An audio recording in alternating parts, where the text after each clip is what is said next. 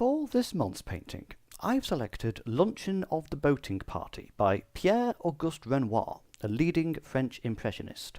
Luncheon of the Boating Party was painted in 6 months in 1881 and depicts Renoir's friends relaxing on a balcony at the Maison Fournaise, a restaurant and museum located on the Île des Impressionnistes, an island in the Seine named because of its popularity with impressionists.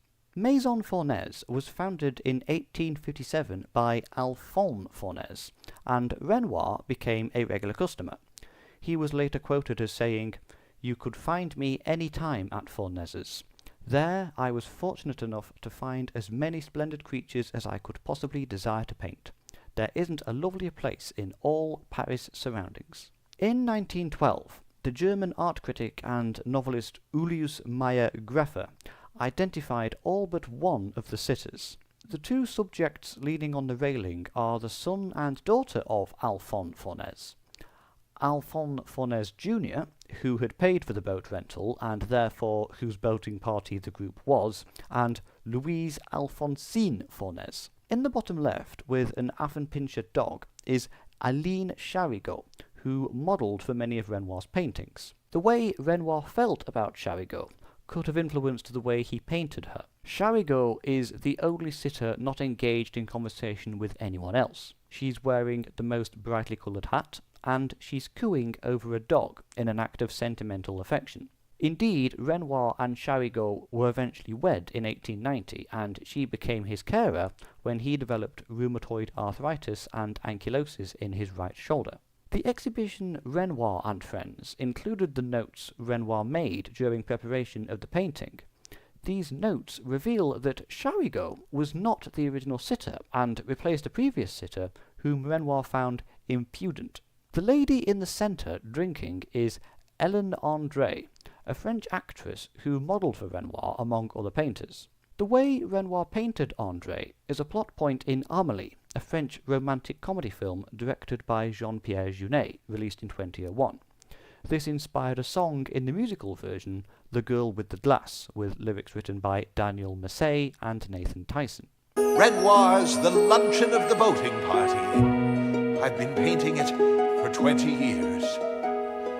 See her there, safely hid in the budding middle class. I can capture each face, every tender embrace, except for the girl with the glass. Seated across from André is Baron Raoul Barbier, former mayor of colonial Saigon. The gentleman wearing a top hat in the background is Charles Ephrussi, the French art critic, historian and collector. The gentleman to whom Ephrussi is speaking, dressed in a cap and brown coat, is Jules Laforgue, the Franco-Uruguayan poet whom Ephrussi had hired as his personal secretary that year. The two gentlemen in the upper right-hand corner are Renoir's associates, Eugène Pierre Lestringer, a bureaucrat, and Paul Lot, an artist.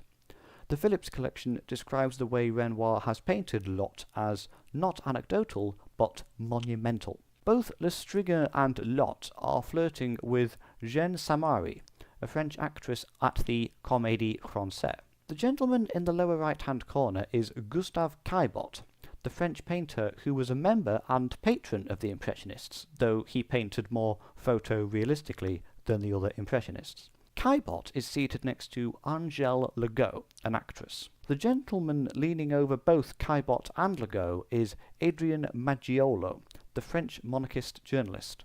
The man in profile between Maggiolo and André is the sole figure who remains unidentified. The diagonal angle of the railing serves as a boundary line between the restaurant, which is dense with guests, and its calmer, natural exterior. The only two figures incorporating the railing into their pose are Alphonse and Louise Alphonsine Fournaise, whose elevated status as the children of the restaurant owner are highlighted by this. They're the only ones allowed to act like they own the place, because they really do. The striped awning adds a subtle feeling of intimacy to the captured moment. The natural light comes from the left-hand side and is reflected off the edge of the white singlet worn by Alphonse Fournaise and the front of the white singlet worn by Caillebotte. They were both positioned at the front at either side, specifically so that with the white tablecloth in the centre between them, they reflect the light across the rest of the image. After Renoir's death, Théodore Duret, the French journalist, author and art critic, wrote of the painting, "One cannot imagine these women, as they are here, having been painted by anybody else. They have the free and easy manners one would expect of young women who have lunched and are enjoying themselves with a group of young men, but also have that graciousness, that roguish charm, which Renoir alone could give to women."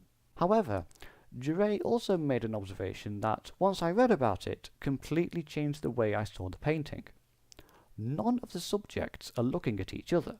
At face value, this painting captures a nice, relaxed social moment between friends, but upon closer inspection, one wonders how authentic the scene really is. André, staring into the middle distance, seems to be the only subject not pretending to be enjoying themselves. In a group so large, not everyone will be looking at someone else, but for no one to be looking at someone else. After I noticed that, I couldn't unsee it. It was as though the illusion had been broken. Renoir had intended for the painting to be displayed at the Salon, the official art exhibition of the Académie des Beaux-Arts, which had been held in Paris since 1667. However, the painting was acquired by Paul Drouin-Rouelle, the French art dealer associated with the Impressionists and the Barbizon School, and he exhibited the painting at the 7th Impressionist exhibition in 1882. There, it was identified as the best painting in the show. Paul de Chary of Le Pais called the painting fresh and free without being too bawdy, while Armand Sylvestre of La Vie Moderne called it one of the best things Renoir has painted. There are bits of drawing that are completely remarkable, drawing, true drawing, that is a result of the juxtaposition of hues and not of line. It is one of the most beautiful pieces that this insurrectionist art by independent artists has produced. Conversely, Albert Wolff of Le Figaro was not impressed, saying, "If he had learned to draw, Renoir would have a very pretty picture." Drouin-Rouelle died 5th of February 1922, aged 90, in Paris, and the painting was inherited by his son, who sold it in 1923 for $125,000 to Duncan Phillips, an art collector and critic based in Washington, D.C. Phillips married the American Impressionist painter and art collector Marjorie Acker, and they lived in a Georgian revival house built in 1897 in the Washington, D.C. neighborhood of DuPont Circle. That house is listed in the United States National Register of Historical Places as Duncan Phillips House. The Phillipses exhibited their collection there, and in 1921 founded an art museum, the Phillips Collection, with the Duncan Phillips House forming its foundational building. The painting is the collection's best-known work. Duncan Phillips had spent a decade in pursuit of the painting, and after acquiring it, wrote a letter to his treasurer stating, "The Phillips Memorial Gallery is to be the possessor of one of the greatest paintings in the world. It will do more good in arousing interest and support than all the rest of our collection put together. Such a picture creates a sensation wherever it goes."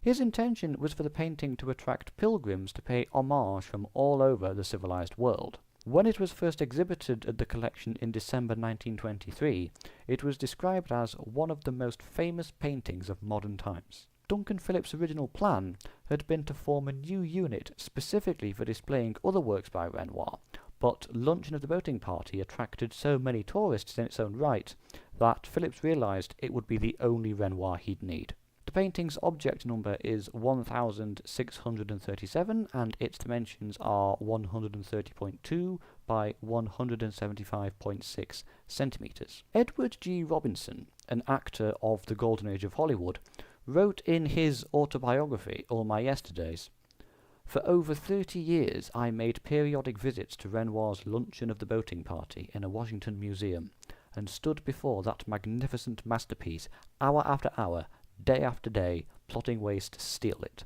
The painting is homaged by the final panel of On the False Earths, the 7th volume of Valerian and Laureline, illustrated by Jean-Claude Mézières, published from November 1976 to March 1977, which reveals that the two spatio-temporal agents were present when the painting was being composed, seated just off to the right. In 2007, the painting of Luncheon of the Boating Party was dramatised in a novel of the same title by Susan Vreeland, an American author whose works explored the relationship between art and fiction.